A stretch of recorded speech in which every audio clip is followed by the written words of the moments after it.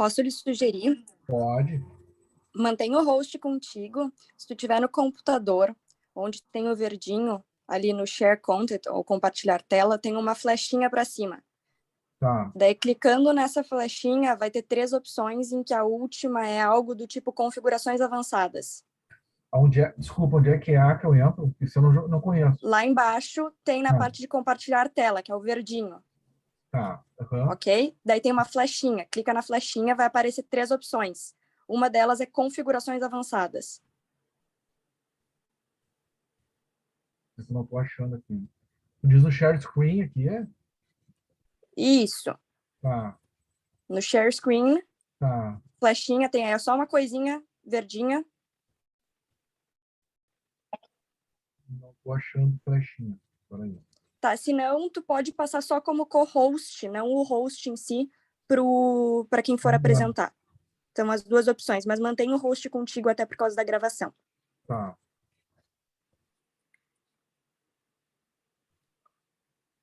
Deixa eu ver se deu, Adriano.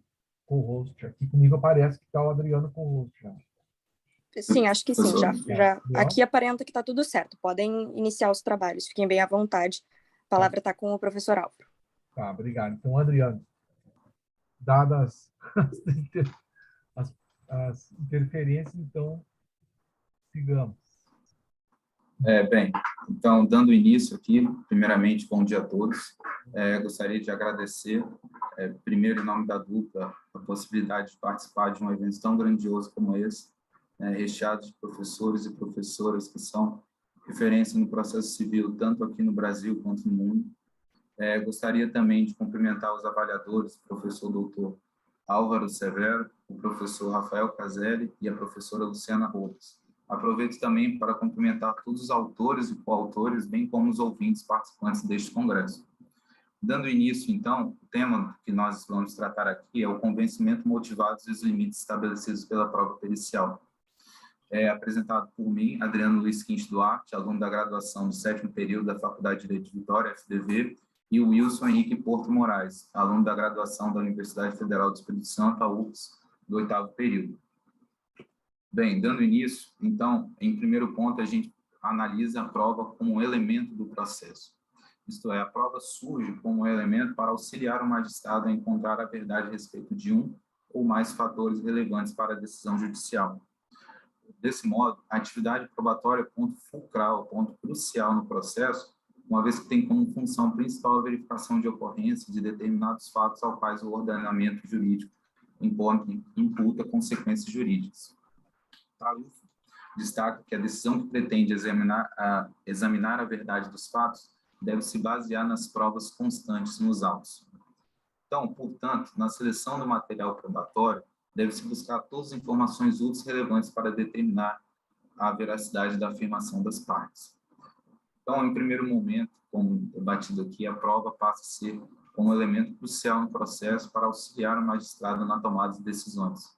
A partir disso, nós podemos começar a discutir certos institutos do Código de Processo Civil. Entre eles está o convencimento motivado, previsto no artigo 371 do CPC, em que ele afasta essa ideia de prova tarifária e hierarquia entre provas, atribuindo ao juiz o livre convencimento de poder valorar as provas como ele entender da forma adequada, desde que fundamente suas decisões. Outro instituto importante também é o da máximas de experiência e regras de experiência técnica, previsto no artigo 375 do CPC, onde diz que o juiz deverá, então, aplicar as máximas de experiência, bem como as regras de experiência técnica, ressalvado quanto a essas o exame pericial. Então, a partir daqui, nós começamos, então, a ir para o outro lado do nosso tema, que é acerca da prova pericial. É possível visualizar, ao final deste dispositivo do artigo 375, que a prova pericial ela vai afastar a aplicação de regras de experiência técnica pelo magistrado. Isso por quê? Porque a prova pericial ela é pautada na ciência e no conhecimento técnico de que tem-se o conhecimento que um homem médio não poderá alcançar certos conhecimentos, esses conhecimentos técnicos. Por isso a importância de um parecer, por isso é importante de uma prova pericial, que é a opinião de um expert sobre o assunto, a opinião de um cientista, de um técnico gabaritado sobre o assunto. Então, por conta disso, é importante aqui destacar a fala de Lênin, que ele traz como exemplo que o convencimento motivado ele acaba sendo, ele não pode ser como fundamento da decisão tomada pelo magistrado sempre. Ele utiliza não como exemplo a prova pericial, mas a escritura pública. Ele fala que em um momento em que o magistrado escolher valorar mais um relato testemunhal do que uma escritura pública, ele pode fazê-lo, mas ele não pode pautar apenas sua escolha pelo convencimento motivado, existindo aí um ônus argumentativo maior. E por que disso? Carlos Alberto Oliveira, inclusive, ele fala que a ciência no processo, a prova pericial, ela acaba colocando em xeque o convencimento motivado justamente pela questão da ciência. Então, não é que exista aqui uma hierarquia entre provas, não é que nós estamos tentando trazer novamente a questão da prova tarifada. É que, como a prova pericial, ela já afasta as regras de experiência técnica do magistrado e ela é pautada em um conhecimento que fica longe do conhecimento do homem médio, é um conhecimento pautado na ciência, em conhecimento técnico específico, acaba existindo um ônus sensível ali, um ônus maior de argumentação do magistrado que deseja afastar, então, portanto, essa prova pericial. Então, o nosso grande problema de pesquisa é esse, Não existe, a gente tem de fato que não existe aí uma hierarquia entre provas, até porque isso foi afastado do novo CPC brasileiro. Mas existiria, tendo em vista a natureza técnica da prova pericial, um ônus argumentativo maior para o magistrado, na hipótese em que ele deseja afastar essa prova pericial.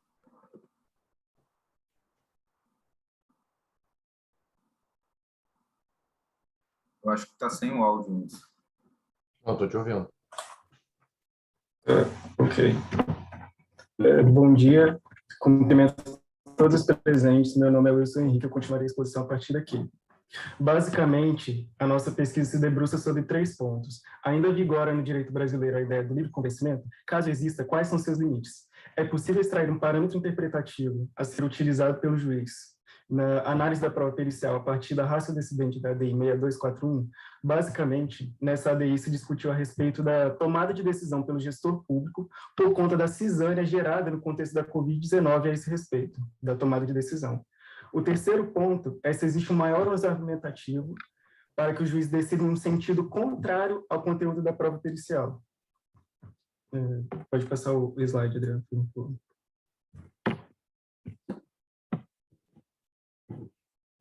Basicamente, a respeito do livre convencimento, a Constituição Federal de 88, bem como os Códigos de Processo Civil e Penal, estabeleceram que é dever do juiz fundamentar todas as suas decisões.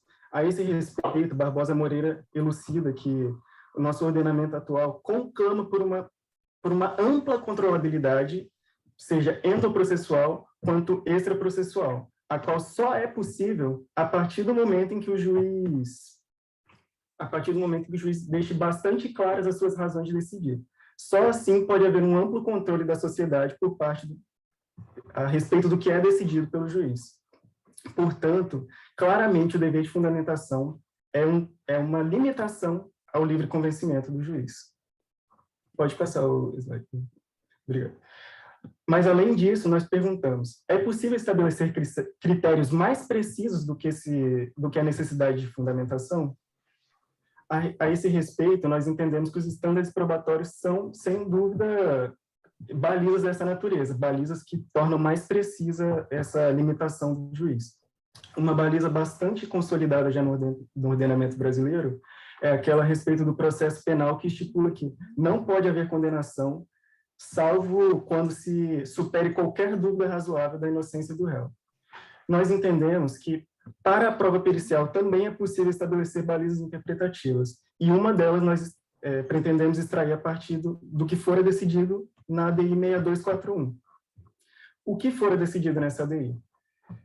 Basicamente, o STF decidiu que, quando o gestor público toma uma decisão que contraria as recomendações científicas de maneira bastante evidente, ele pratica imperícia e, portanto, comete erro grosseiro na sua decisão, apto a gerar até mesmo responsabilização por parte desse gestor.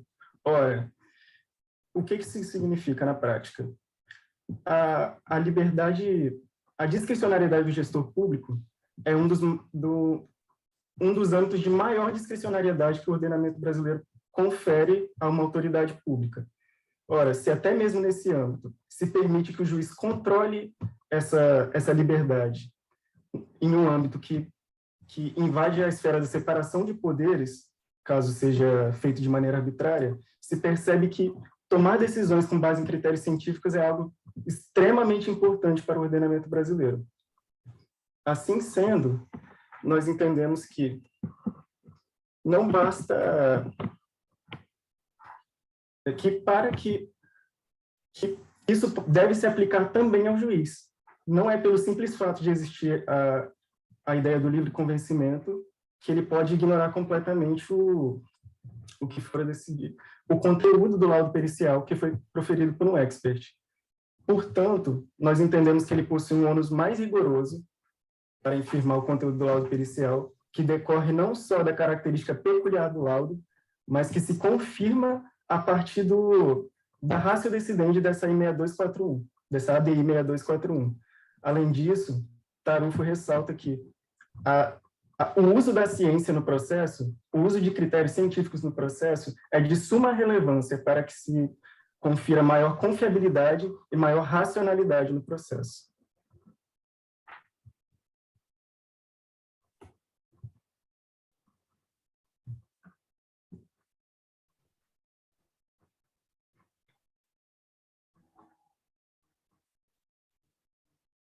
Então, tá.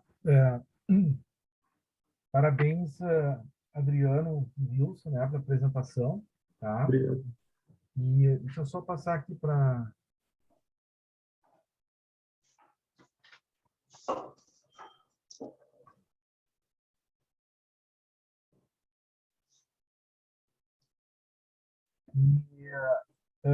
o tempo de vocês foi exatamente 10 minutos, né?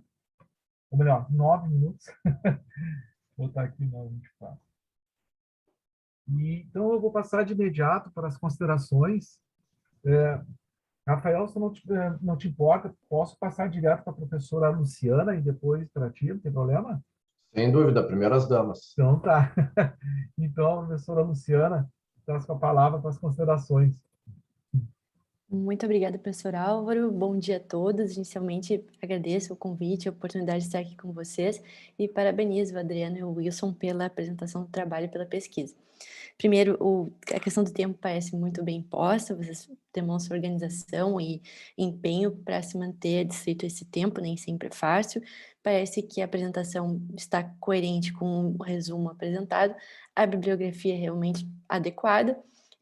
Claro, há um mundo, rios de tinta sobre esse tema, então é interessante e, na minha opinião, o problema de pesquisa de vocês é muito bem posto, porque há, de certa forma, será que há uma contraposição? Será que há um conflito aqui? Ou a gente tem como pensar em critérios ou standards que possam nos auxiliar nessa tarefa? Então, a partir da preocupação com um controle intersubjetivo do modo como as decisões são tomadas, do modo como o poder é exercido pelo juiz.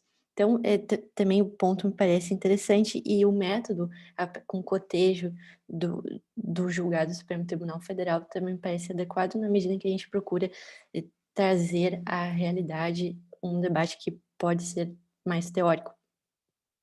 Então, em relação aos critérios, me parece que a estrutura vem adequada, foi uma exposição clara e o uso também correto do material apresentado. Eu apenas, com uma sugestão, isso eu sempre escuto do meu orientador, professor Daniel, quando nós apresentarmos, cuidarmos com palavras como né, isso não atrapalhou a exposição de vocês, apareceu um momento ou outro, mas apenas uma sugestão que parece interessante, que mostra também nossa preocupação com a apresentação, com a forma e não só com o conteúdo. Mas dito isso, parabéns a vocês pelo trabalho. Então, tá, professora Luciana, muito obrigado pela sua colaboração. Professor Rafael, então, imediato, suas considerações. Bom dia, pessoal. Agradeço novamente a oportunidade, né, da minha querida PUC para estar participando dos eventos. Queria parabenizar o Adriano e o Wilson pela exposição. na mesma forma que a professora Luciana comentou, eu achei muito bacana toda, não só a forma como foi exposto de forma oral o resumo do trabalho, né? Mas eu acho que ficou bem, a utilização do material ficou bem de acordo com o que estava se propondo, né? Para fins de análise do artigo. Achei muito interessante a ideia trazida com o tema, né? E comecei quando eu estava lendo ontem, a título até de sugestão, eu vi que foi citado um artigo do professor Danilo Kinjnik, da URGS, e ele tem uma obra, né, que até eu casualmente tenho aqui, que acho que seria de grande valia, e provavelmente vocês já devem saber, né, mas nunca é demais a gente sugerir para agregar. Em relação à questão da fundamentação das decisões, eu vi que vocês falam bastante no 93, inciso 9 da Constituição, né? Acho que é interessante também bater na questão do 489, que eu não tenho certeza se eu identifiquei ele citado ali, mas como é um resumo, eu sei que isso aí também vai acabar sendo explorado posteriormente. E sobre a necessidade de fundamentação das decisões judiciais, uma das grandes obras é a dissertação de mestrado do professor Leonard Schmitz, Fundamentação das Decisões Judiciais. Então, fica essa sugestão da dissertação do professor Leonard Schmitz, que é excepcional. Mas, feitas essas considerações, também gostaria de indicar para vocês, ou até fazer uma provocação para fins de reflexão, que eu andei lendo muito material, e a tese da professora Carolina Migliavaca, da PUC, a tese de doutorado, ela trata do papel do amicus curiae, né, em relação à produção probatória, né, uma forma de proposição e utilização de todo esse material mais técnico produzido pelos amicus curiae para fins de fundamentação dos julgados também. Então, acho que, de repente, seria interessante. É mais uma provocação para vocês refletirem e, daqui a pouco, havendo interesse, também abordar. Eu sei que o viés é mais sobre a prova pericial, mas, como tem essa questão mais científica, também essa questão científica é trazida pelos amicus curiae. Mas queria parabenizar vocês novamente. Gostei tanto da temática, gostei muito da temática, da reflexão proposta, quanto da exposição. Seria isso. Obrigado, professor Rafael. Obrigado pela sua... Eu não sei se o Wilson e o Adriano querem fazer um comentário, alguma... Queria só agradecer mesmo pelas considerações, pelas indicações, pelos elogios e pela oportunidade, acima de tudo. Muito obrigado. Obrigado, Wilson. Obrigado pela gentileza. Bom, então, de imediato, eu já passo para a segunda apresentação, né? Que é da Alana Gabriela Engelmann, né? Engelmann. Isso, Engelmann. Botei o N antes, desculpa. E fazendo mestrado na Unicinos, né? Isso, eu sou mestranda então, em Direito Público pela Unicinos e sou orientada então pelo professor Darcy e também sou pesquisadora do grupo de pesquisa Escola de Acesso da Unicinos. Não sei se vocês estão conseguindo me ver bem. Sim, estamos. Certo? Sim. O trabalho da Alana é sobre inteligência artificial no processo civil, a tecnologia como meio atípico ou típico, né, de produção probatória. Então, Alana, de imediato, eu já passo para ti a palavra. Cancelar, você vai colocar. Oi? Posso?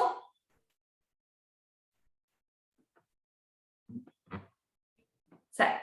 Então, tá, primeiramente, bom dia a todos. Queria novamente, então, cumprimentar a banca, o professor Álvaro, a professora Luciana e o professor Rafael, que são grandes referências para mim no estudo do direito processual. Também queria agradecer a oportunidade de estar participando desse congresso, como os colegas já colocaram antes, de nível extremamente grandioso e com tantos processualistas renomados. E também queria, então, cumprimentar todos os outros colegas aqui presentes na banca E no meu trabalho, então, de hoje, eu vou falar sobre a inteligência artificial no processo civil, a tecnologia, então, como meio atípico de produção probatória.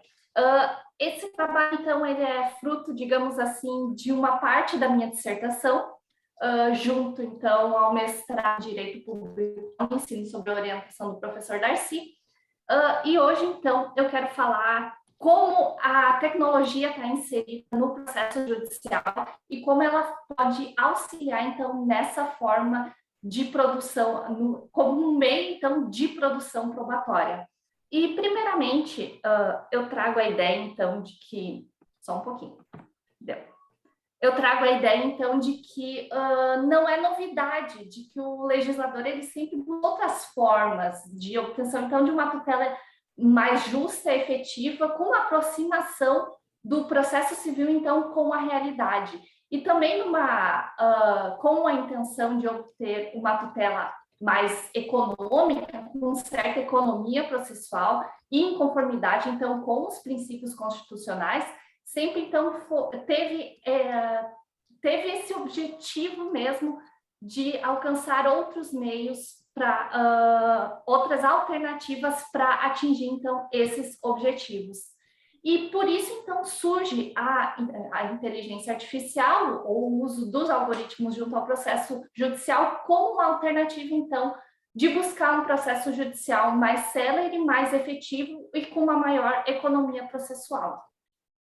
Diante disso, então, eu trago a ideia aqui de que, da mesma forma como os algoritmos e a inteligência artificial ela pode auxiliar o processo judicial em si, ela pode auxiliar também, então, na obtenção de uma prova, de uma produção probatória mais célere e efetiva que auxilie o processo judicial a alcançar a sua finalidade, então.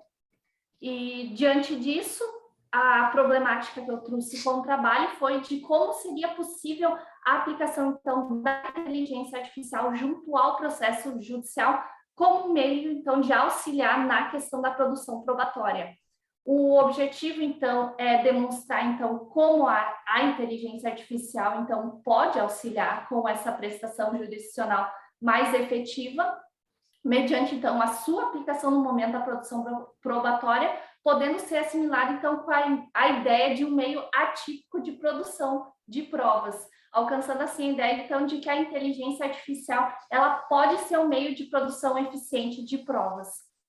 Como a metodologia, então, eu apliquei, então, a pesquisa, então, assumiu do ponto de vista, então, dos seus objetivos, um nível descritivo e explicativo, né? Porque compreende, então, a análise da evolução do emprego das tecnologias junto aos processos judiciais e também um caráter explicativo, então, que se verifica com a descrição dos conceitos e doutrinas que caracterizam a inteligência artificial e descrevendo, então, a evolução histórica e elucidando, então, os conceitos e interpretando também a legislação atual que permite que a pesquisa se utilize também, então, de método comparativo, histórico e dedutivo. E como fonte de pesquisa, então, principalmente a bibliográfica e a documental, acerca não só da inteligência artificial, mas como da questão do direito probatório também, como também sobre os meios típicos e atípicos de prova e como vem sendo interpretada essa questão junto à doutrina, então, do direito. Sobre a questão da fundamentação teórica, então. Primeiramente, então, a gente sabe que o direito é uma manifestação cultural que está em constante evolução e que, por causa disso, o direito precisa acompanhar as evoluções que estão ocorrendo, o que é o caso da tecnologia, do jeito que ela anda sendo inserida na sociedade. Diante disso, se parece também inevitável a aplicação da inteligência artificial, dos algoritmos e da tecnologia em si, junto ao processo judicial, como já havia explicado, para a obtenção, então, de um processo também mais célere e efetivo. A gente sabe que tem vários tipos de inteligência artificial, ela pode ser aplicada tanto no processo judicial como nas outras questões da nossa vida, mas exclusivamente na parte do processo judicial, ela pode ser aplicada de forma interna ou de forma externa, e também pode ser utilizada a inteligência artificial forte e a fraca. A fraca seria aquelas questões mais simples, procedimentais, como a automatização do processo, quando temos um processo eletrônico, que ele, quando a gente peticiona, ele já envia, então, para o juiz. Essa seria uma inteligência mais fraca. E quando a gente diz sobre a inteligência artificial forte, a gente diz, então, mais sobre o processo de tomada de decisões, que seria, então, a questão dela sendo aplicada de forma externa junto ao processo judicial. E também há vários campos que a inteligência artificial ela pode ser aplicada junto ao processo judicial, tanto no processo de tomada de decisões, como na questão da automatização procedimental, que o Neva Fenol sempre comenta que haveria necessidade, então, de implementação da tecnologia nesse ditame, e também nas questões, então, como procura de jurisprudência, questão de procura de leis, sendo que, como um todo, a inteligência artificial ela possui a capacidade de auxiliar numa busca, então, jurisdicional mais célere e efetiva. Tá? Não quero aqui entrar no debate se pode, se não pode a aplicação, até porque o objetivo aqui é mostrar como ela pode auxiliar na questão do direito probatório em si. E voltando, então, para a questão do direito probatório, não resta dúvidas, então, que da mesma forma que a inteligência artificial pode ser aplicada no processo, ela pode ser, então, utilizada como um meio, então, de produção probatória mais efetivo. Aqui entra o debate acerca da tipicidade ou atipicidade da produção probatória, uma vez que o artigo 369 do CPC admite, então, que meios tecnológicos sejam utilizados como meios probatórios, e o artigo 439, ele traz a questão dos documentos eletrônicos. Eu trago o debate aqui por causa que o artigo 439, quando diz sobre os documentos eletrônicos, ele diz sobre documentos que podem ser, então, extraídos de forma física também. Aqui ele acaba excluindo em si documentos, então, criptografados, vídeos, documentos que também se utilizam de tecnologia da blockchain para, então, auxiliar nessa produção probatória. Por isso que eu acho importante esse debate até no momento, então, do juiz aceitar receber essas provas ou não. E muitas vezes acaba havendo aquela discussão, aquele debate se seriam aceitáveis ou não. O código deixa bem claro que é possível, sim, a utilização de meios tecnológicos para produção probatória. Por outro lado, há sempre essa dúvida acerca da autenticidade desses documentos. Por outro lado, a gente até tem a lei 11.419 de 2016, que ela, então, efetivamente é a figura do processo eletrônico, e ela também traz no seu artigo 11, então, a possibilidade, então, de considerar originais todos os documentos produzidos eletronicamente e juntados aos processos eletrônicos. Lembrando que o certificado digital em si, ele também é um meio eletrônico de produção probatória, e ele dá a certa autenticidade, ele comprova realmente aquele documento, e o certificado digital, ele pode ser utilizado para assinatura de vários documentos em si. Por isso que o artigo 439, ele acaba limitando a prova eletrônica somente para documentos que poderiam ser de forma física. Por outro lado, nós temos muitos outros documentos que podem auxiliar, então, numa produção probatória mais efetiva para alcançar um resultado processual mais, então, mais condizente tanto para a realidade quanto para as partes. E por isso que, para concluir, eu trago a ideia, então, do professor Michele Tarufo, que, se tratando, então, de documento informático assinado pelos meios especiais legalmente estabelecidos, resulta equivalente ao documento privado com a firma certificada, o que demonstra claramente que a inteligência artificial ela pode, sim, resultar, então, como meio de produção de prova e que pode auxiliar o processo judicial para a obtenção de uma prestação jurisdicional mais efetiva. E como conclusão, então, parcial acerca do estudo, que ainda está em desenvolvimento, resta claro, então, que o legislador ele está buscando meios alternativos, então, de busca de uma prestação jurisdicional mais célere, efetiva e econômica, e que a inteligência artificial, sim, ela surge como uma opção para isso. E que, sim, que o uso da tecnologia e da inteligência artificial, ela pode auxiliar numa produção probatória também mais célere e efetiva, também acompanhando todo esse desenvolvimento procedimental, processual, que o legislador busca atualmente e que pode ser utilizada e que deve ser utilizada a inteligência artificial, então, como auxiliar na produção de provas, através, então, de vários mecanismos, seja, então, como a elaboração de documentos eletrônicos ou através da certificação digital, como da tecnologia, como eu falei anteriormente, a blockchain, sendo que, apesar, então, desse debate da questão da tipicidade ou atipicidade das provas, o que resta claro é que o meio de produção probatória em que muito pode auxiliar o processo judicial é o meio de produção probatória eletrônica, e que, assim, então, ele mostra que pode se alcançar um processo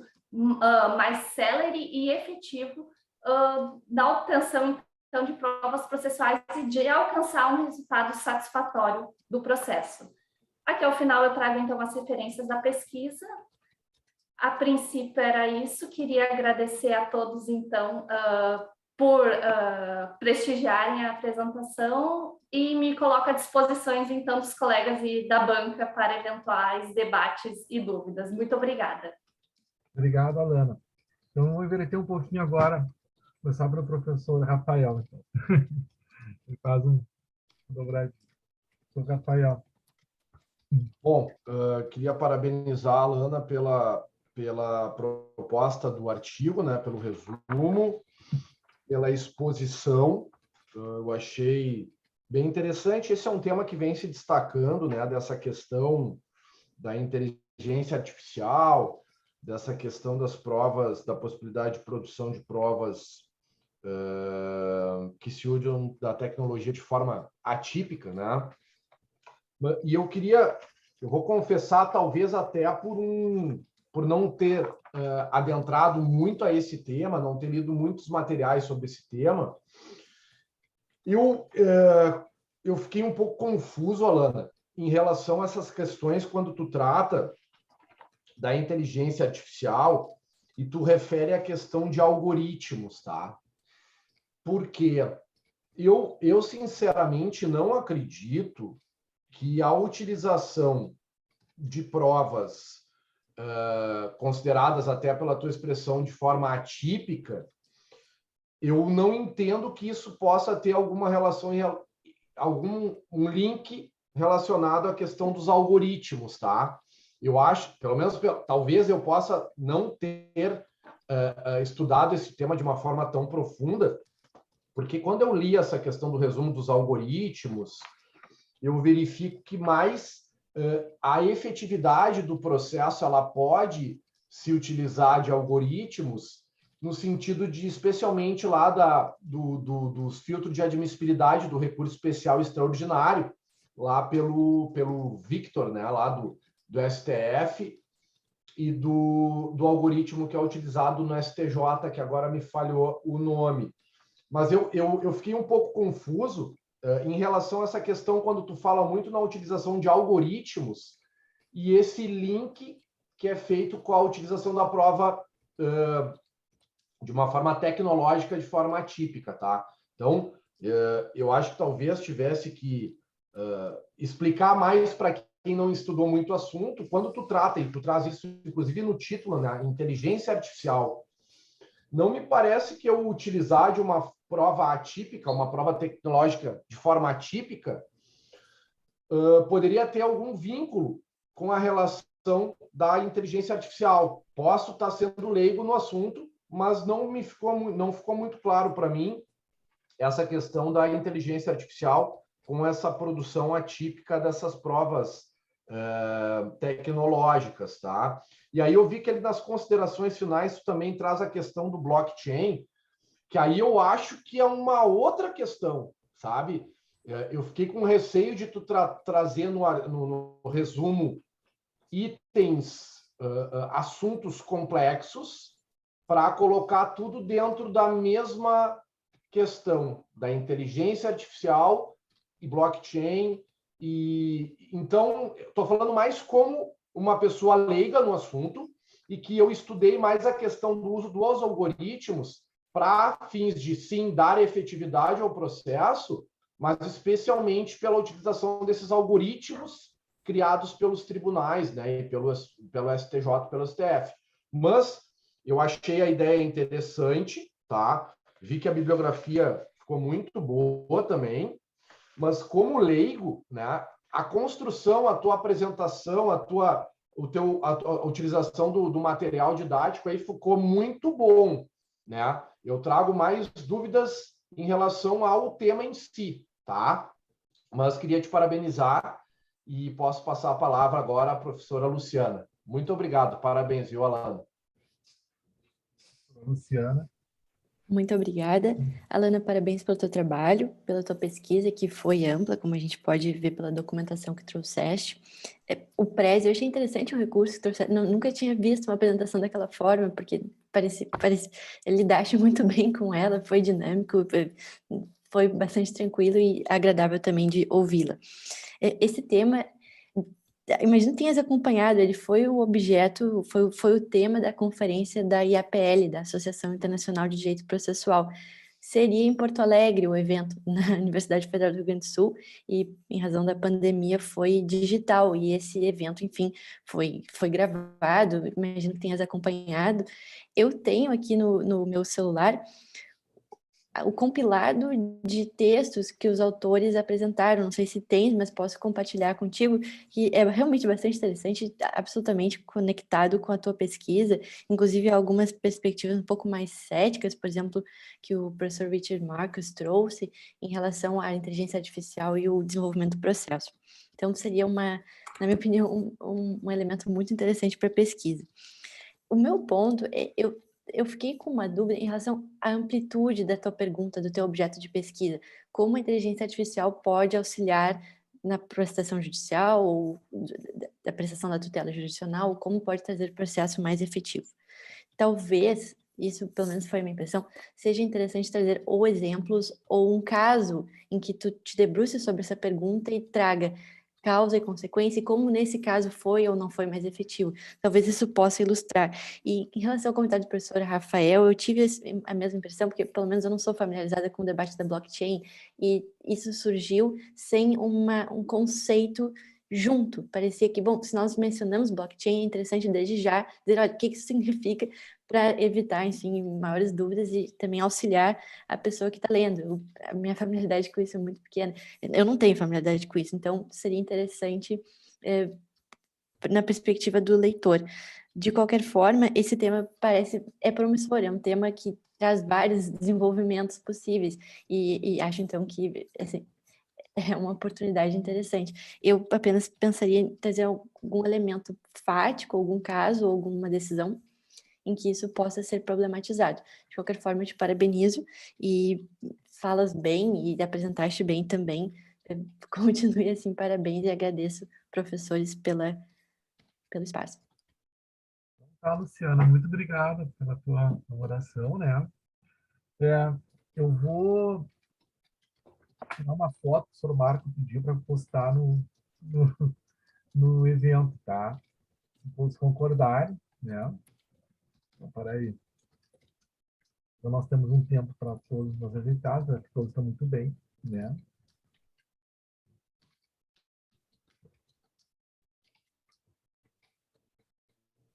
Tá.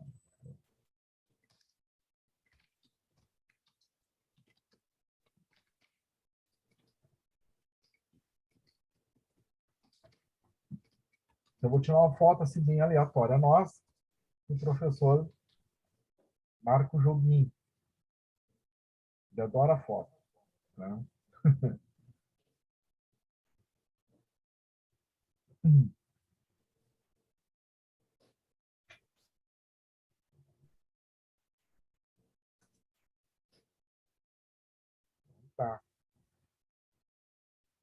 Perfeito. Então, pessoal, bom, de imediato, então, eu passo agora para a Lorena, né? E para o Vitor, a Loriana Marquese de Oliveira e Vitor Bassos Von Rondon de Souza. Tá? Deixa eu só colocar o rosto aqui. Pode ser para ti, Lorena. Eu vou apresentar os slides. Tá, então parei que eu vou passar para o rosto para ti. Tá. Já está contigo. Vocês conseguem me escutar bem? Aham, perfeito. O tema da Loriana e do Vitor é o print screen do WhatsApp como meio de prova no processo civil. Muito bem. Isso. Então, a palavra está com vocês. Estão conseguindo ver? Tudo certinho? Perfeitamente. Ótimo. Então, prezados, bom dia. Primeiramente, eu gostaria de agradecer pela oportunidade de estar aqui, pela disponibilidade de vocês. Cumprimento também os autores e os ouvintes, professor Dr. Álvaro Severo, Rafael Caselli e Luciana Robles. Agora nós vamos proceder à apresentação oral do nosso resumo que foi aprovado no Congresso Internacional de Direito Probatório, intitulado como Print Screen do WhatsApp como meio de prova no processo civil. Esse trabalho é de autoria minha, Lorena Marquese de Oliveira, com o meu colega que está aqui, Vitor Bassos Von Rondon de Souza, ambos graduandos em Direito pela Faculdade de Direito de Vitória, aqui no Espírito Santo, FDV. Estamos no 6º período do curso de Direito. Passada a apresentação pessoal, eu gostaria de trazer uma introdução sobre o nosso tema. Primeiramente, eu gostaria de trazer o conceito de prova na visão de Cândido Rangel Dinamarca. Ele traz que a prova é um conjunto de atividades de verificação e demonstração, mediante as quais se procura chegar à verdade quanto aos fatos relevantes para o julgamento. Juntamente a isso, é imprescindível ressaltar que o nosso artigo 369 do CPC, ele traz que as partes têm o direito de empregar os meios legais de prova, mesmo que não previstos no CPC, na tentativa de provar a verdade dos fatos relevantes para o julgamento, isto é, influir no convencimento motivado do juiz, desde que esses meios sejam moralmente legítimos, e aí a gente entende como meios legais de prova aqueles que não advêm de forma ilícita, de forma ilegal e ilegítima. Juntamente a isso, o professor Daniel Neves, ele aduz, e a gente percebe durante esse estudo, que o nosso ordenamento jurídico ele não traz um rol restritivo dos meios de prova. Então, aqui a gente pode apontar pela utilização de provas atípicas no âmbito do processo civil. Diante disso, alguns doutrinadores, alguns julgados podem apontar pela validade da utilização do print screen do WhatsApp como meio de prova no processo civil, desde que observadas algumas cautelas legais, o contraditório, a ampla defesa, a inteireza daquela prova digital, a autenticidade dessa prova, e tudo isso vai ser abordado aqui nesse estudo.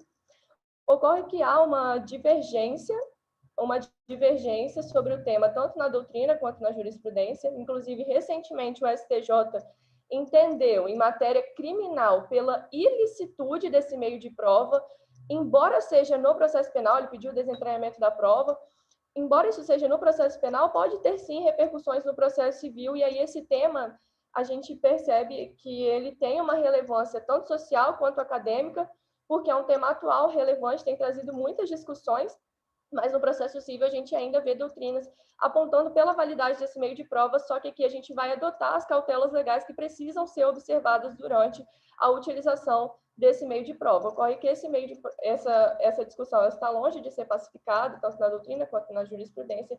É importante o estudo sobre esse tema, até porque a maioria dos jurisdicionados eles possuem o aplicativo WhatsApp. E desse meio, desse aplicativo, tem saído uma alta carga probatória em relação aos fatos, aos acontecimentos que podem ser utilizados no processo civil, se observadas as cautelas legais, e a gente tem visto uma grande tendência em relação a esse assunto.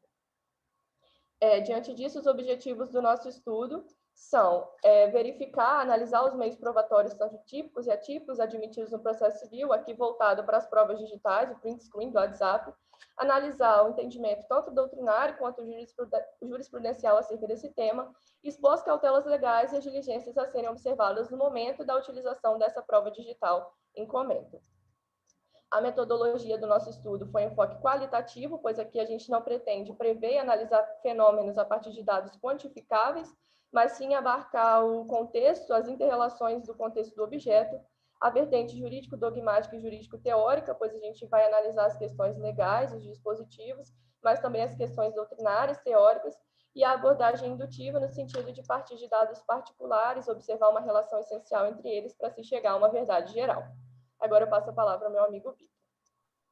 Doutores, quanto à fundamentação teórica e as discussões do nosso trabalho, a gente vai argumentar aqui que o print screen e as mensagens do WhatsApp são, de fato, documentos eletrônicos e eles são aptos a produzirem as provas digitais.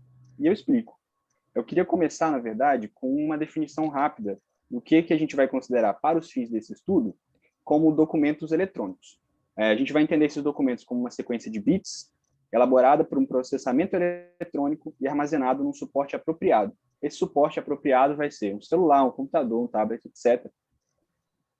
Essa prova vai representar um fato, e esse fato vai ser percebido pelo humano, pelo indivíduo, mediante, novamente, um aparelho de informática, que vai ser um computador, um celular, etc.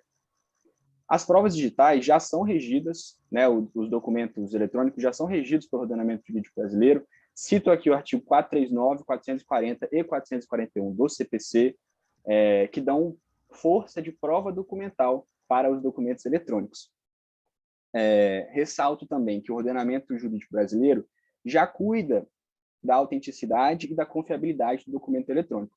Como a Alana, antes da gente, trouxe muito bem, a gente não discute aqui a força probante dos documentos eletrônicos que possuem assinatura digital.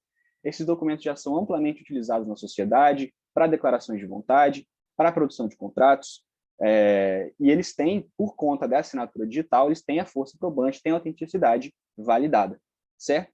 A questão é que as mensagens do WhatsApp e os prints do WhatsApp não possuem essa assinatura. Isso, é claro, um dos grandes problemas que a gente enfrenta aqui na nossa pesquisa. Em parte, esse problema das provas do WhatsApp existe porque os documentos eletrônicos são diferentes dos documentos físicos. No seguinte sentido, as informações contidas nos documentos eletrônicos, elas não estão necessariamente ligadas, elas não estão necessariamente veiculadas ao suporte.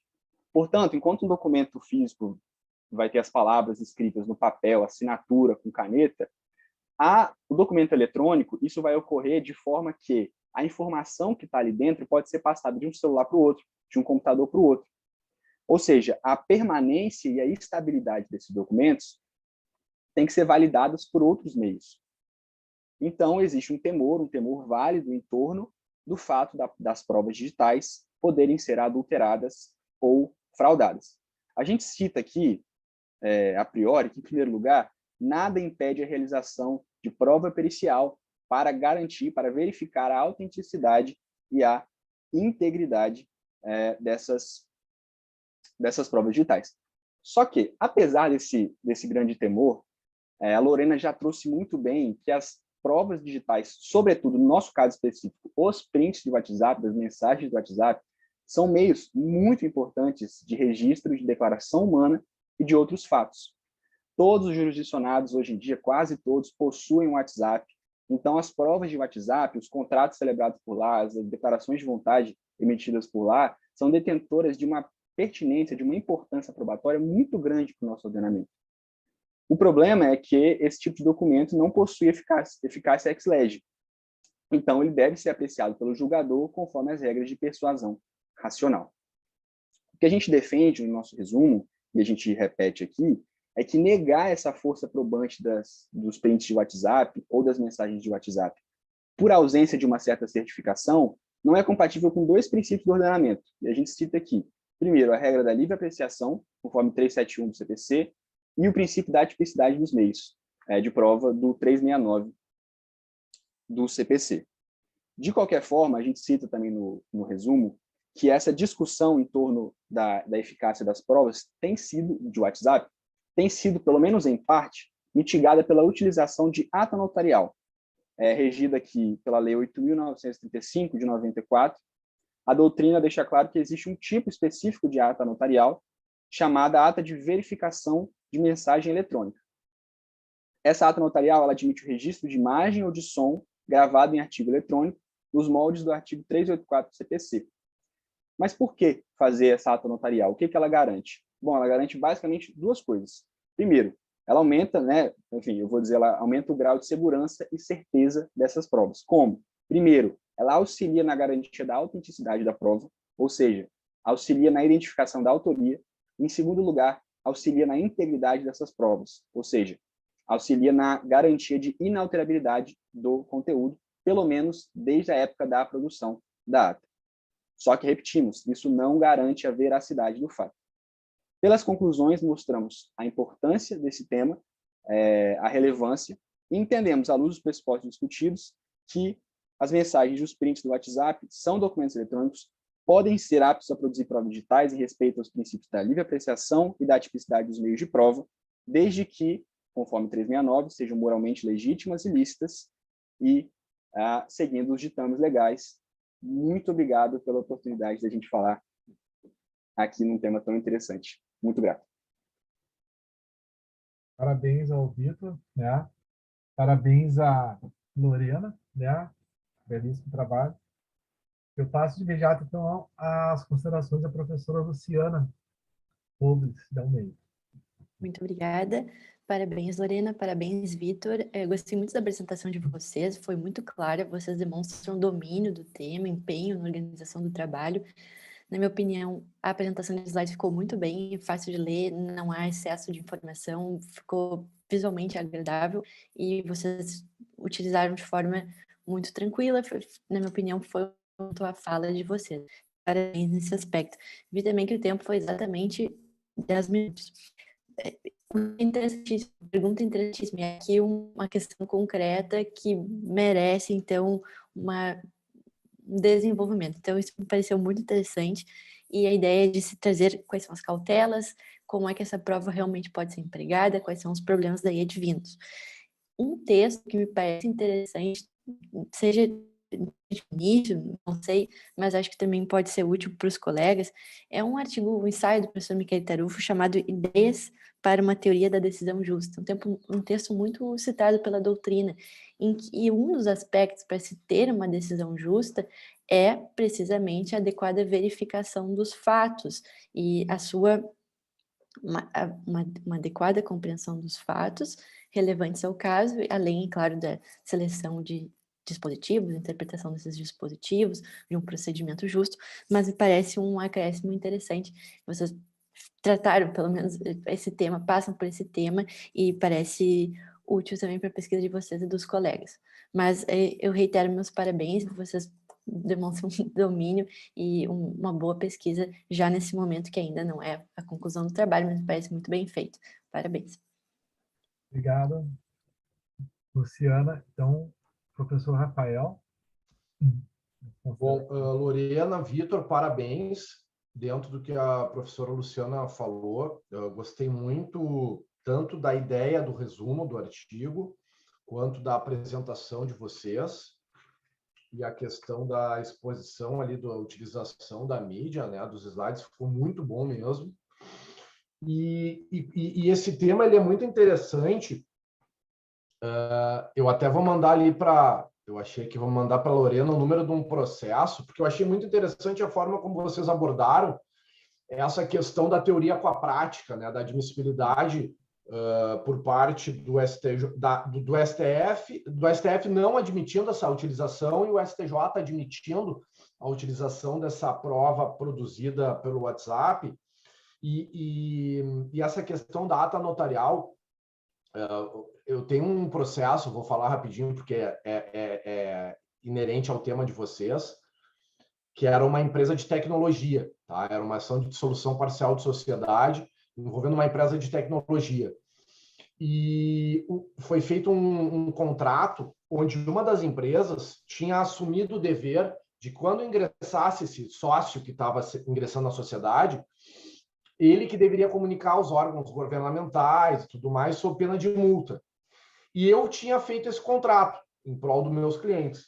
E olha, vejam que interessante. Posteriormente, enquanto tramitava a ação de dissolução parcial, ele ingressou, o sócio retirante, com uma ação de execução da multa judicial astrente, inclusive é o tema do meu livro. E aí eu fiquei pensando assim, como é que eu fiz um contrato onde eu previa uma penalidade contra o meu cliente? Eu quase morri quando eu vi aquela ação. E vocês acreditam que, como era uma empresa de tecnologia, eles alteraram o que constava no contrato, ou transferindo a obrigação para os meus clientes. E aí nós fizemos uma ata notarial. Olha, vejam que interessante. Quanto mais a gente pensa que há um controle nessa produção de prova tecnológica, digamos assim, mais dúvidas vão surgindo. Então, nós fizemos uma ata notarial explicando quais eram os termos e em que data e minuto foi alterado aquele contrato, a partir do notebook do cliente.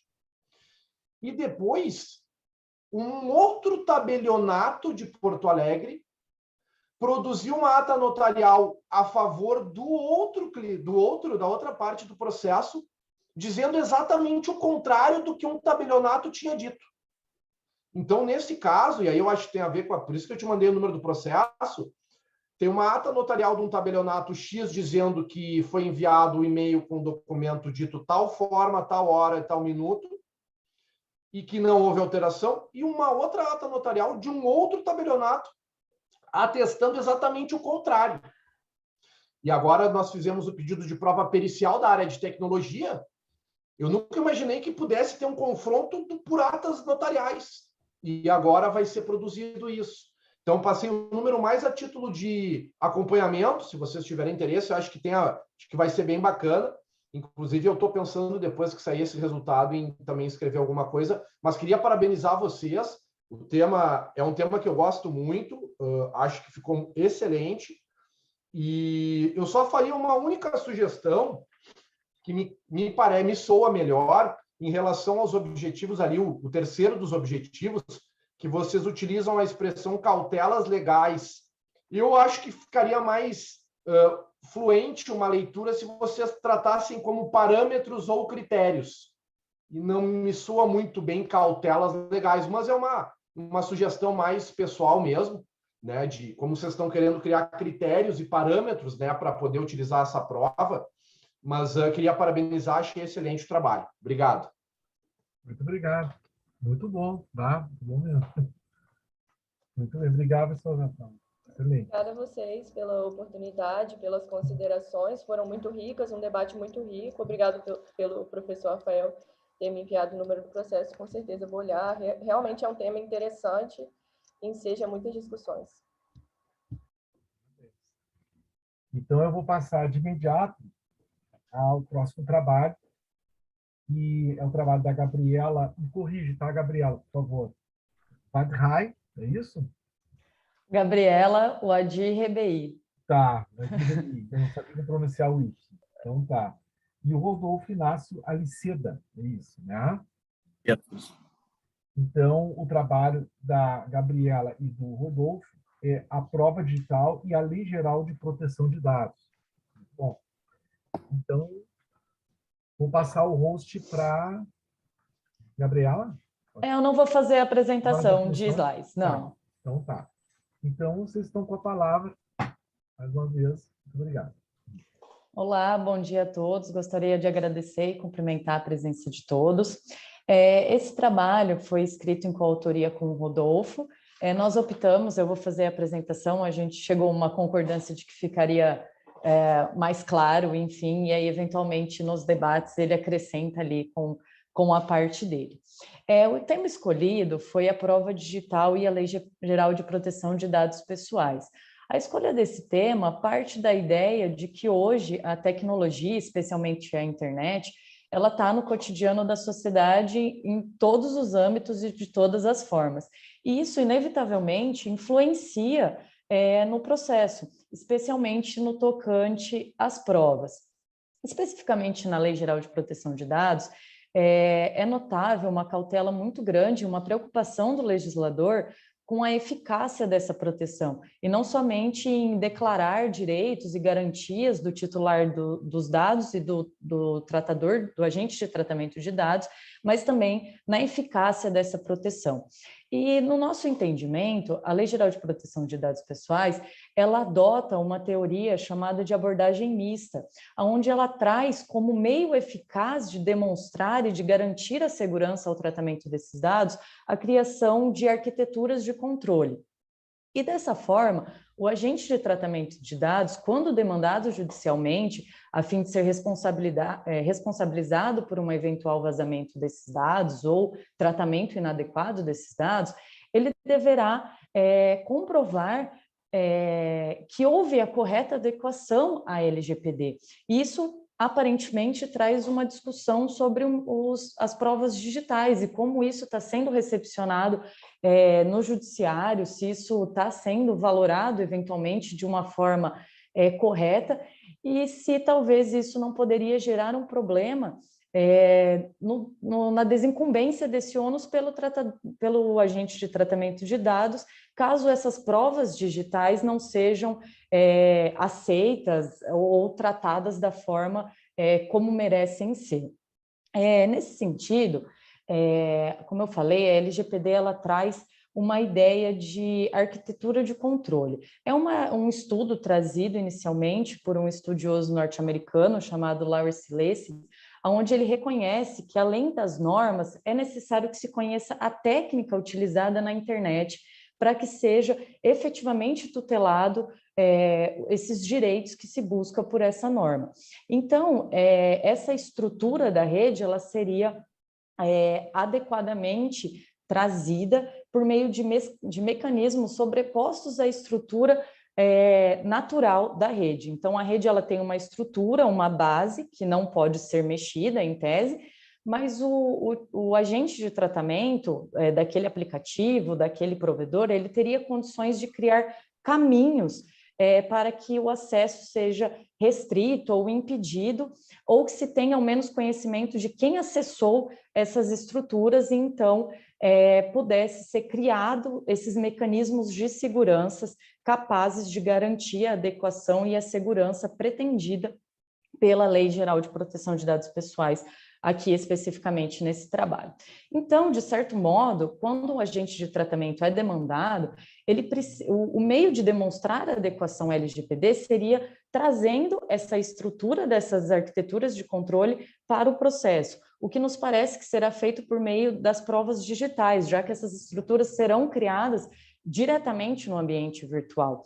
E isso traz, aparentemente, um incômodo nessa questão, já que as provas digitais elas são recentes e ainda os operadores do direito estão aprendendo a lidar com ela, onde há uma grande insegurança quanto à autenticidade e à integridade do conteúdo e também da autoria dessa prova, como os colegas anteriormente falaram. Então, é necessário que se entenda que existe, sim, mecanismos de garantir certeza a essa prova. Inclusive, hoje já existem tecnologias, o exemplo que nós utilizamos aqui é a blockchain, que ela tem uma capacidade de trazer uma segurança maior do que os meios comuns, como o suporte físico, a prova testemunhal, a prova documental, que tanto a gente conhece e acaba muitas vezes comparando de uma maneira irracional ali as provas digitais e os meios comuns, digamos assim, já conhecidos. Então, a conclusão que a gente chega, claro que de uma maneira muito superficial pela ideia aqui da proposta de ser somente um resumo, é de que a LGPD traz essa estrutura para que seja adequadamente garantida a segurança e ela vai ser feita por meio da criação dessas arquiteturas de controle e essas arquiteturas de controle serão necessariamente levadas ao processo para que sejam provados esses fatos, essa implementação correta da LGPD. E isso, inevitavelmente, ou em sua grande maioria, será feito por meio das provas digitais, ao passo que tanto o agente de tratamento quanto o operador do direito precisa se debruçar sobre esse assunto para que isso seja aos poucos inserido e que essa tecnologia seja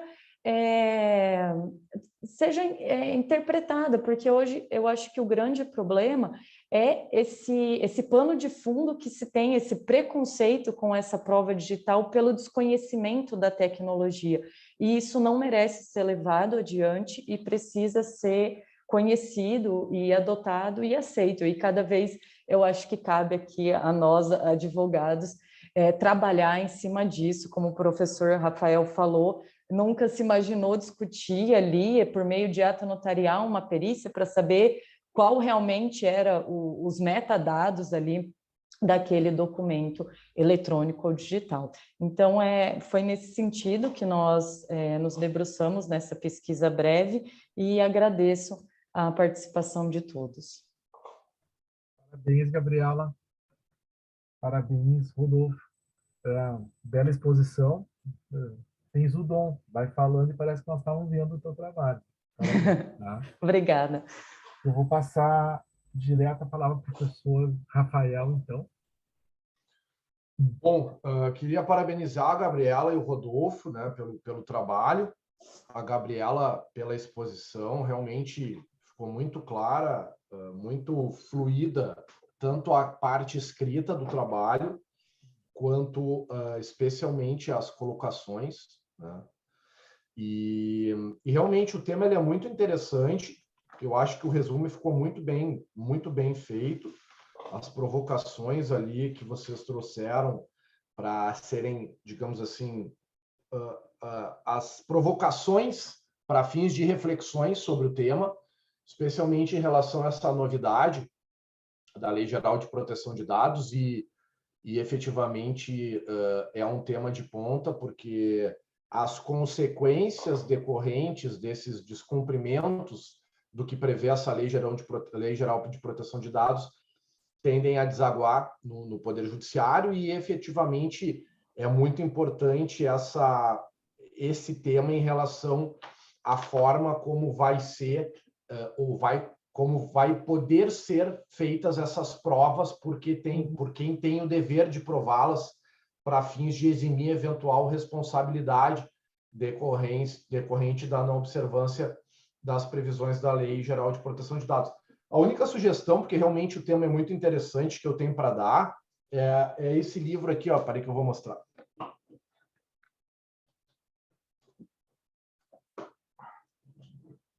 Que é do Marcelo Leonardi, Fundamentos de Direito Digital, que pelo menos é um livro que eu estou ainda me adaptando ao tema. É um tema que é um livro que me facilitou bastante a introdução nessa seara do direito. Mas, além dessa sugestão, realmente queria só parabenizar pelo trabalho e passar a palavra para a professora Luciana. Muito obrigada, professor Rafael. Parabéns, Rodolfo. Parabéns, Gabriela, pela apresentação e pelo trabalho. Fala muito bem, Gabriela, foi muito claro. Até na minha opinião, a fala trouxe o problema e as hipóteses de maneira mais clara que o resumo. E eu sugiro vocês adaptarem nesse sentido para deixar bem claro qual é a pergunta e como vocês pretendem responder. Já fizeram, na verdade, mas é apenas uma sugestão. O tema é realmente muito interessante e a pergunta fica, e me parece que vocês trouxeram isso muito bem.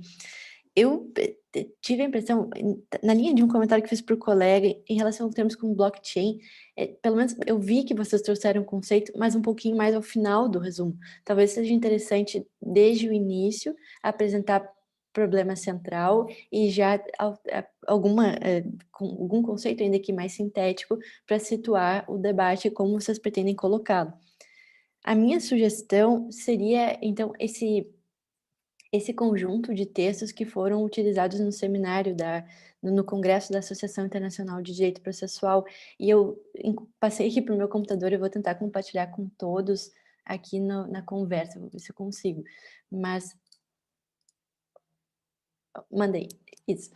Essa seria a minha sugestão, parece que tem alguns temas que dialogam perfeitamente também com o trabalho de vocês.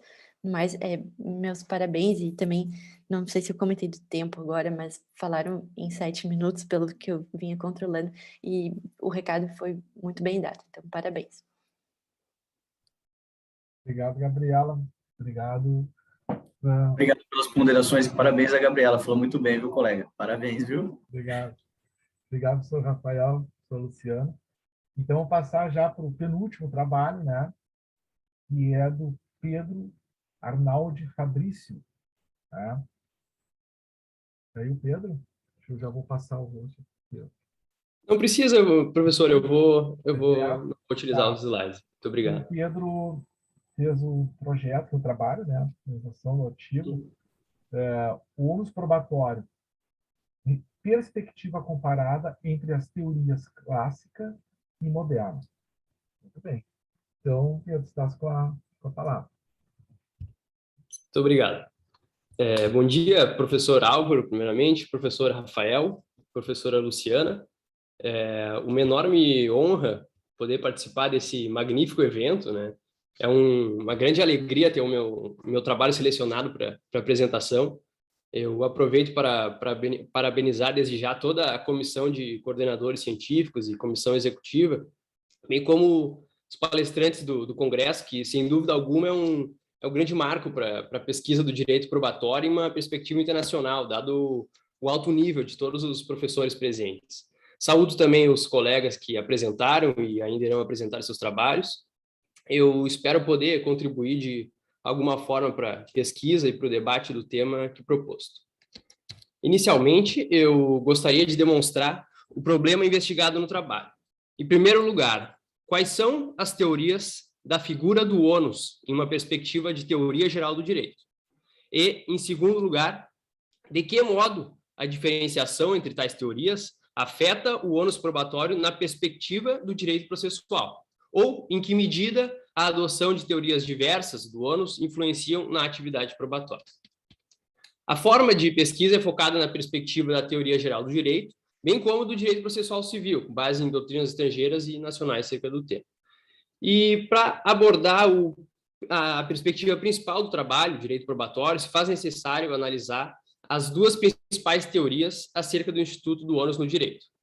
Para tanto, o trabalho aborda inicialmente a teoria clássica, também chamada de teoria tradicional, que foi conceituada originalmente por Brunetti no início do século XX, em 1906, seguido de Goldschmidt, em 1925, sendo solidificada com a lição de Carnelucci, com a publicação da famosa obra acerca da teoria geral do direito, em 1951. E com eles surgiram as primeiras teorizações acerca do Instituto do ônus para o direito.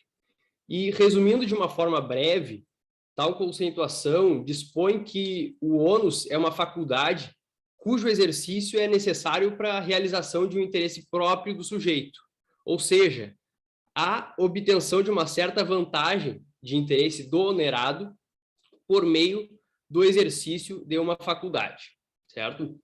Nesse sentido, ônus e dever se diferenciam quanto ao interessado final do exercício de tal faculdade. Se o interessado for o próprio sujeito, a teoria tradicional aduz que falamos de ônus, enquanto o dever traduz um vínculo imposto àquela mesma vontade, mas de interesse de outrem. Há, portanto, grande foco na ótica de interesse do onerado na visão da teoria clássica. E, posto isso, então, o trabalho aborda o ônus de acordo com a teoria moderna também.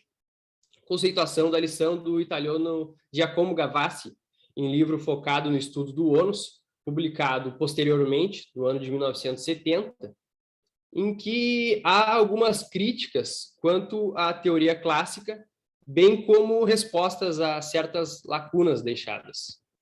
Nesse sentido, a teoria moderna, o ônus é uma técnica sutil e menos autoritária do que o dever, mas que impõe, ainda assim, que os tutelados cumpram certos exercícios.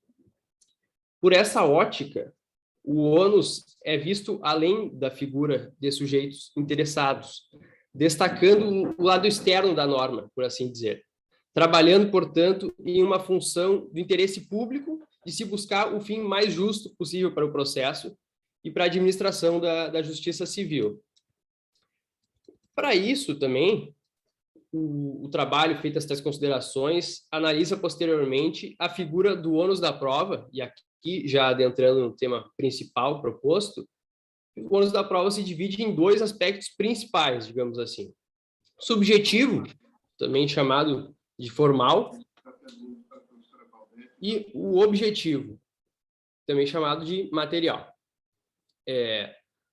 O aspecto subjetivo diz respeito basicamente a uma regra de instrução.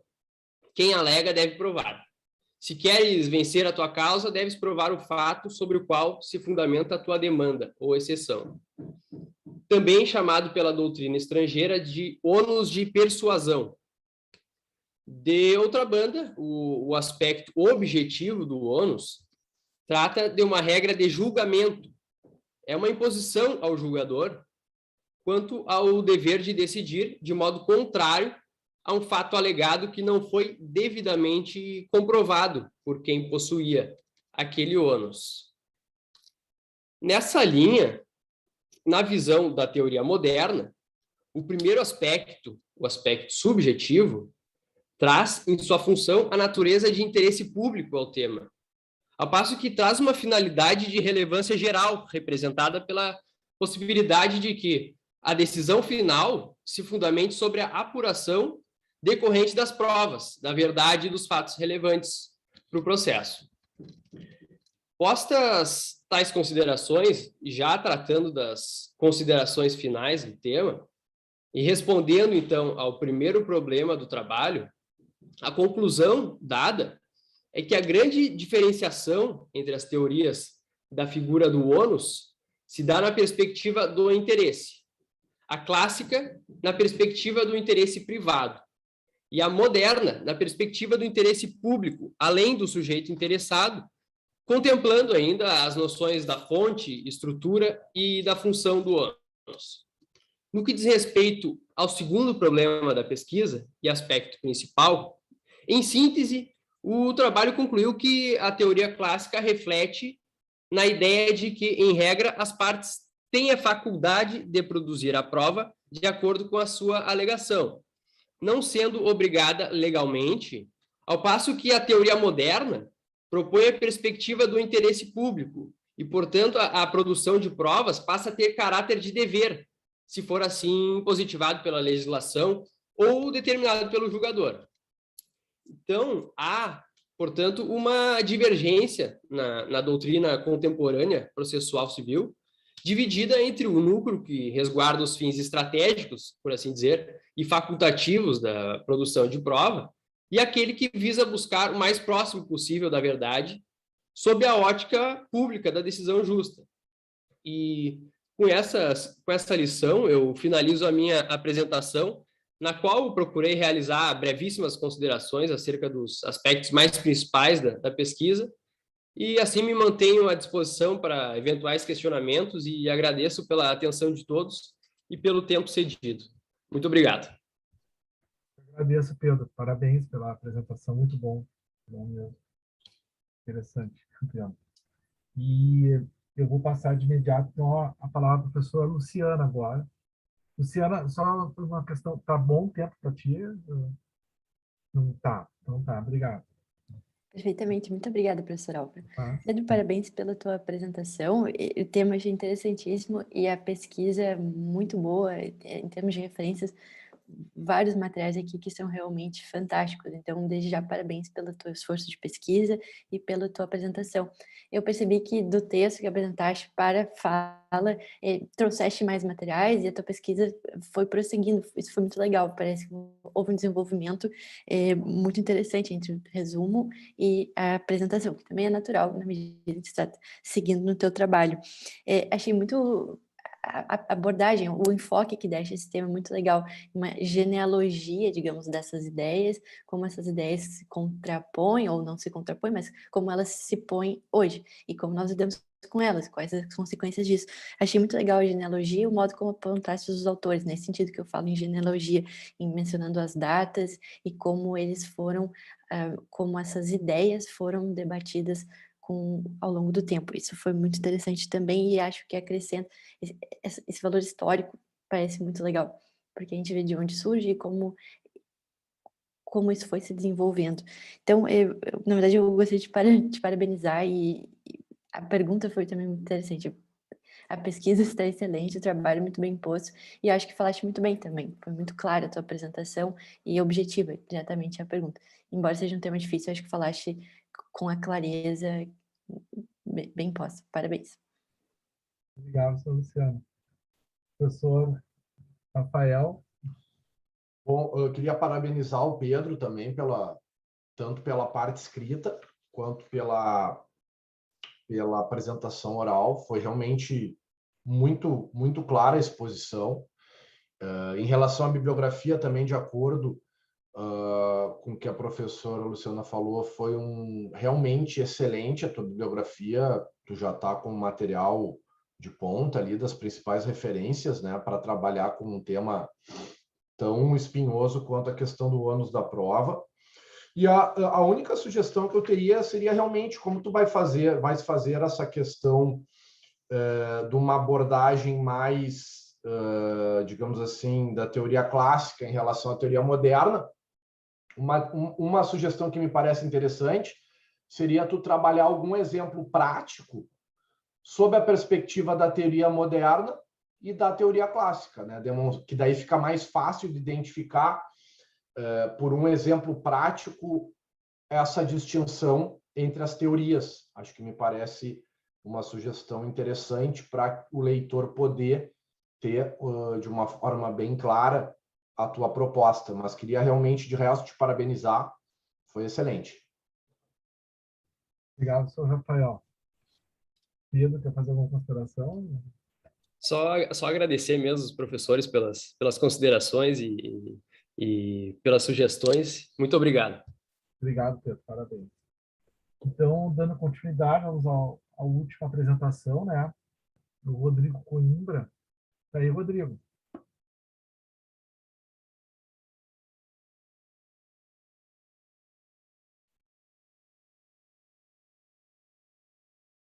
Não estou achando o Rodrigo aqui.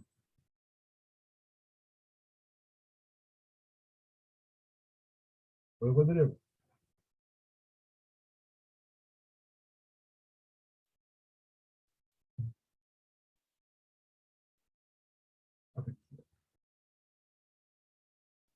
Oi, Rodrigo.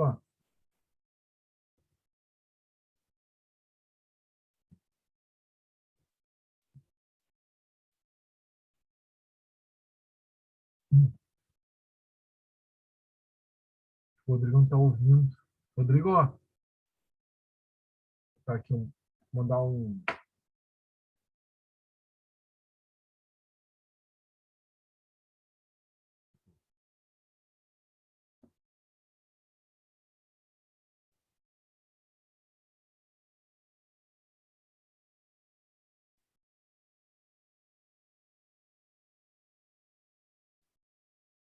Vou mandar aqui.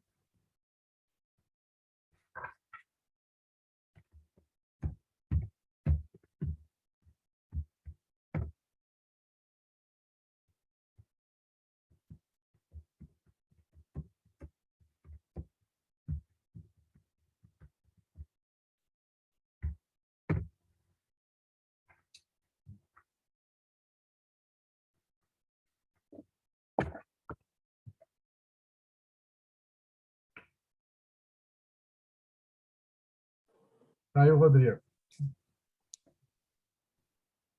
Tudo bom, Rodrigo?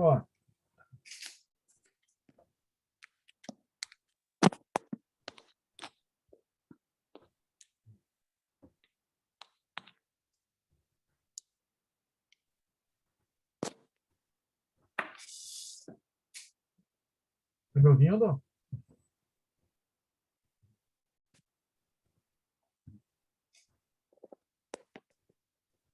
Professor Álvaro. Oi, tá me ouvindo, Rodrigo? Tá, agora estou ouvindo. Peço perdão aí. Capaz. Eu estava com duas questões ao mesmo tempo aqui, uma reunião na URGS junto, e aí, enfim, mas vamos lá. Então tá, Rodrigo. Então, a apresentação do Rodrigo Coimbra, e eu, de forma particular, aqui eu quero fazer uma saudação, Rodrigo, uma questão pessoal, meu colega de doutorado, um grande amigo, né? Então, Rodrigo, agora a apresentação, Rodrigo, trabalho sobre o ônus da prova, sobre a responsabilidade subsidiária da administração pública na terceirização de serviços. Meu querido amigo, estás com a palavra. Certo. Eu só queria ver se eu estou conseguindo aparecer direitinho para vocês aí. Acho que não, né? Eu não estava com a Agora deu. Tá, então tá. Bom, então, saúdo a estimada PUC do Rio Grande do Sul pela iniciativa e organização do relevante e diferenciado evento, aos organizadores e trabalhadores do Congresso, em especial aos membros da banca, professor Álvaro, meu querido colega, professora Luciana e professor Rafael, bem como a todos os presentes. Eu sou professor do programa de pós-graduação em Direito da URGS, pede no edital uma rápida apresentação pessoal, né? E na Faculdade de Direito, eu pesquiso, oriento e ministro disciplinas na área do direito e do processo do trabalho. Introdução. O trabalho trata do tema do ônus da prova da responsabilidade subsidiária da administração pública na terceirização de serviços nos processos trabalhistas. A pesquisa se justifica em razão da atualidade, da complexidade e dos reflexos que o tema possui. Problema de pesquisa é o seguinte: de que parte e qual é o ônus da prova da fiscalização da administração pública sobre a empresa contratada terceirizada nos processos trabalhistas envolvendo terceirização de serviços públicos. Objetivos: analisar os fundamentos da decisão do STF na ADC 16 e seus reflexos na súmula 331 do TST. Apreciar os fundamentos da decisão do STF no RE 760931 e o que essa decisão alterou ou não em relação à decisão da ADC 16. Investigar o atual posicionamento do TST sobre a matéria. Fundamentação teórica. A responsabilidade subsidiária do tomador de serviços terceirizados, privado ou público, não era regulada na legislação pátria até 2017, sendo que a matéria até então tinha por diretrizes súmulas do TST, ultimamente a súmula número 331.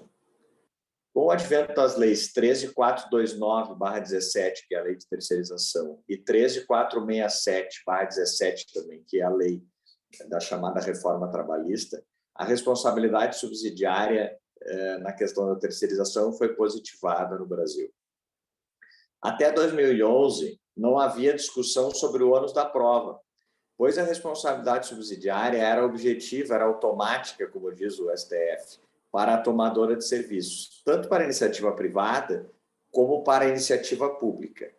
Qual era o fundamento aqui, a questão central? Bastava o mero inadimplemento da prestadora contratada, terceirizada, para responsabilizar a subsidiária. E aqui eu estou salientando que, até então, tanto não fazia diferença se era iniciativa privada ou se era administração pública. O entendimento era o mesmo. A ADC 16, que foi julgada em 2010, declarou a constitucionalidade do artigo 71 da Lei 8666 de 93, a Lei de Licitações. Artigo 71 esse que dispunha o seguinte: o contratado é responsável pelos encargos trabalhistas, previdenciários, fiscais e comerciais resultantes da execução do contrato. A partir dessa decisão do STF, em 2011, o TST alterou a súmula 331 para incluir o item 5, diferenciar a responsabilidade da administração pública em relação à iniciativa privada, exigindo a caracterização da culpa da administração pública, chamada culpa em vigilando, a culpa pela falta de fiscalização adequada, para, então, caracterizar a responsabilização subsidiária. A União interpôs, na sequência, o RE 760-931, alegando, sustentando, principalmente nesse recurso, que após o julgamento da ADC, no âmbito da Justiça do Trabalho, não estava sendo cumprida a ADC 16 e solicitava nesse recurso que o STF se manifestasse sobre o ônus da prova da fiscalização da administração pública. Após longos debates, em 2017, o STF, do julgamento deste RE, que é o tema 246 de repercussão geral, fixou a seguinte tese: O inadimplemento dos encargos trabalhistas dos empregados do contratado não transfere automaticamente ao poder público a responsabilidade pelo seu pagamento. Ok, esse julgamento apenas reafirmou a ADC 16, não enfrentou a questão central, a questão do ônus da prova. Ao dizer que a responsabilidade ao vedar a responsabilidade automática objetiva da administração pública, ele apenas diz o que já disse na DC 16, não evoluiu essa questão, né? Infraconstitucionalmente, o TST continuou sendo, né, provocado a decidir essas questões, e no âmbito do TST, atualmente, o entendimento é de que, aí respondendo à primeira pergunta do problema, o entendimento atual é de que qual é a parte que deve fazer essa prova. Segundo o TST, é a administração pública. Tá? É a reclamada nos processos trabalhistas, é a administração pública, com os seguintes fundamentos principais. O princípio da aptidão da prova, ou seja, de que a administração pública tem a aptidão para fazer essa prova, tem a documentação para provar a sua fiscalização, bem como o outro principal fundamento é o dever de guarda da documentação que pertence à administração pública. Há um segundo problema que eu questiono, né, é de qual é esse ônus da prova. Ok, é da administração pública, segundo o TST atualmente, muito bem, mas então, e qual é o ônus da prova? Ou seja, qual é a comprovação de fiscalização por parte da administração pública que é suficiente / eficaz para isentá-la da responsabilidade subsidiária? Em 2020, a SDI do TST, a Seção de Dissídios Individuais número 1 do TST, que é um órgão uniformização de jurisprudência interna corporis, decidiu no processo ERR 992-25-2014-5040101 que, ao reconhecer a constitucionalidade do artigo 71 da Lei 8666/93 da ADC 16, a Suprema Corte não afastou inteiramente a responsabilidade dos entes estatais, tomadores de serviços, pela fiscalização do correto cumprimento da legislação trabalhista e previdenciária. No caso concreto, o TST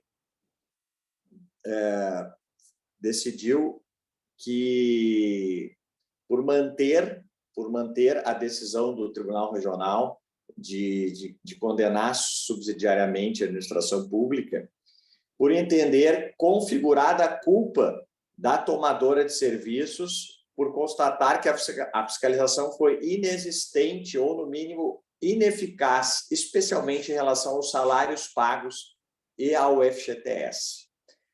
Resultados e ou considerações. Em síntese, o entendimento majoritário é de que o ônus da prova é da reclamada, da administração pública, nesses casos. Atualmente, é bom que se diga, que essa matéria é há muito tempo controvertida. No que tange ao problema de qual é o ônus da prova, o entendimento atual, dá para se dizer assim, por eliminação, é de que não é suficiente apenas a administração pública juntar aqueles convênios, contratos administrativos, comprovando a contratação da terceirização. Que aquilo não é suficiente para comprovar a efetiva fiscalização. Em síntese, o que se entende atualmente é que a administração pública nos processos tem que comprovar a sua efetiva fiscalização, com e-mails, ofícios, cobrando a terceirizada pelo cumprimento das obrigações trabalhistas, pela comprovação para ela dos cumprimentos das obrigações trabalhistas, como, por exemplo, através da juntada do comprovante de salários dos empregados, do pagamento de FGTS dos empregados, do INSS dos empregados. Então, pelo tempo, me restringo aqui, agradeço a oportunidade e devolvo a palavra ao professor Álvaro. Muito obrigado.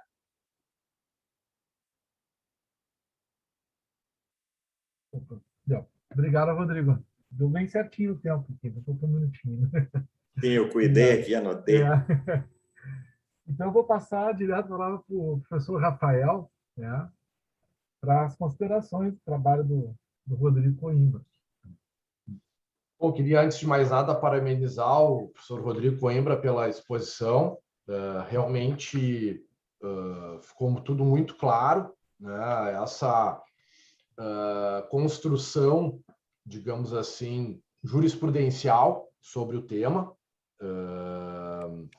O resumo também não tem nada para dizer em relação a essa proposta de reflexão, as provocações, né, as questões a serem respondidas com o trabalho. E, para mim, realmente ficou tudo muito claro. Essa questão da dificuldade de prova por parte por parte da administração pública é um tema realmente muito delicado, né? Eu não tenho muito conhecimento sobre essa questão junto à área trabalhista, mas, de qualquer forma, lembro quando eu estava fazendo doutorado, a disciplina do professor Juarez Freitas, eu me aventurei a escrever sobre a responsabilidade civil do Estado pela negligência no combate e controle à dengue, e me deparei com essa dificuldade que há em sugerir critérios para que se possa cumprir com o ônus da prova para fins de isenção de responsabilidade pelo poder público. Mas realmente só teria a parabenizar o professor Rodrigo, tanto pela parte escrita quanto pela exposição, ficou excelente. Passo a palavra à professora Luciana. Obrigada. Olá. Oi, professor. O professor Rodrigo foi um professor na graduação. É bom de rever. Eu achei muito interessante esse problema de pesquisa e o modo como a divergência se pôs. Eu tenho a impressão de que esse é um exemplo de caso em que o dispositivo de lei não traz a resposta e isso acaba sendo delegado aos tribunais. E pelo que eu entendi, professor, eu tenho essa impressão de que a nova lei, a Lei 14.133, também não resolve o problema, certo? No artigo 121, parágrafo 2º, porque afirma: a administração responderá subsidiariamente pelos encargos trabalhistas se comprovada falha na fiscalização do cumprimento das obrigações do contrato. Mas o que isso representa em termos de ônus da prova, e pelo menos parece que a pergunta permanece. Então, eu achei muito interessante a sua proposta e o trabalho apresentado. Muito obrigado, Luciana. É bonita essa relação, a Luciana, ex-aluna do professor Rodrigo. Eu confesso, inclusive na área trabalhista, que quando houve a reforma trabalhista, eu não atuo na área trabalhista, o Rodrigo sabe disso, né? Mas a gente tem que sempre se manter atualizado dentro do possível. E eu fiz um curso de atualização daí na época, que eram 3 semanas, e quem ministrou o curso foi um ex-aluno meu. Eu me senti muito honrado, sabe? Isso é a relação mais bonita que tem. Eu com o ex-professor dele, tendo aula agora, sendo aluno dele, sabe? Não dá preço que pague. Meus amigos, eu vou pedir só uma orientação para a Micaela. Não sei se conseguem me ouvir, Micaela. Bom, o que eu tenho aqui como registro é o seguinte, tá? Que as avaliações, né, as fichas, não sei se vocês já tiveram acesso, Rafael e Luciana, já? Então tá. Então tá tudo tranquilo. Tá. Então, deveras que, dada já a minha idade avançada, né, de certa forma, né, Rafael, Luciana, Rodrigo e demais, eu não preciso, já passei da fase da minha vida de rasgar cedo, digamos assim, mas eu fiquei muito feliz, né, muito gratificado, honrado em ter ouvido todas as palestras aqui, todas as apresentações, que foram de altíssima qualidade. Tá? Então, realmente vocês enriqueceram o congresso, né? E, ao mesmo tempo, incentivar ainda mais a pesquisa. Os parabéns a todos. Professora Luciana, você só quer fazer alguma consideração final antes de encerrarmos? Ou... Eu gostaria de agradecer a todos pela oportunidade, agradecer o convite, parabenizá-los pelo evento, que está sensacional, de todos os temas, um congresso maravilhoso, e parabenizo também a todos que trouxeram seu trabalho, a sua pesquisa, e, bom, parabéns e muito obrigada pelo convite. Obrigado, Luciano. Sou Rafael. Da mesma forma, eu queria agradecer professor Marco Jubim, professor Ingo Sarlet, Vitor de Paula Ramos, todos os organizadores deste grande evento, e a PUC sempre nos prestigiando, nos brindando com eventos com grandes nomes e com trabalhos excelentes também. Então, queria parabenizar também todos os que apresentaram seus trabalhos, um nível realmente muito alto. Então, estão todos de parabéns, e mandar um grande abraço para o professor Álvaro e para a professora Luciana pela nossa participação em conjunto aí no dia de hoje. Então, tá. Então, meu nome, nome da PUC, em nome dos organizadores do congresso, né? Eu agradeço, e a PUC está sempre de portas abertas a todos, né? Vocês bem sabem, todos vocês fazem parte dessa universidade, tá? De certa forma, todos nós fazemos parte, tá? Então, eu dou por encerrado a nossa banca, desejo um bom dia a todos, e que em breve possamos nos encontrar, não de forma virtual, mas também de forma pessoal, que seria melhor, né? Um bom dia, muito obrigado, tá? Encerrado a nossa banca. Muito obrigado. Obrigada a todos. E obrigada aos professores Rafael e a Luciana pelas considerações do meu trabalho antes. Não tive tempo de falar, mas obrigada. Obrigado, Alan. Sempre em tempo. Obrigado. Obrigada eu. Muito obrigada a todos. Um ótimo dia. Igualmente, Tchau, bom gente. dia a todos. Tchau.